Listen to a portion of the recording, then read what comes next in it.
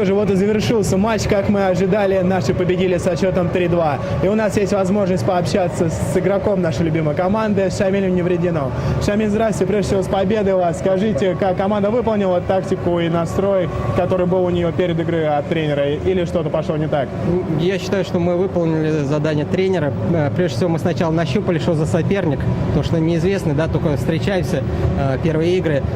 Потом поняли, что можно у этой команды выиграть, сделали счет. И в конце, когда все-таки был скользкий счет, там 3-2, могли в ничью сыграть, нам просто дали задание тренера, чтобы мы выкидывали эту шайбу, и все ребята поняли, выкидывали эту шайбу, и спокойно доиграли 3-2, пожали друг другу руки, и вот поедем сейчас чай пить домой.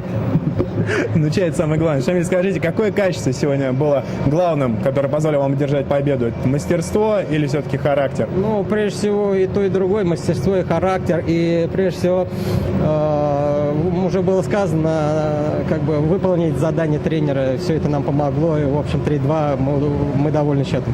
Хорошо, спасибо большое. Шамиль, еще раз вас победа. Это был Шамиль Неврединов, игрок команды «Ядреный вождь».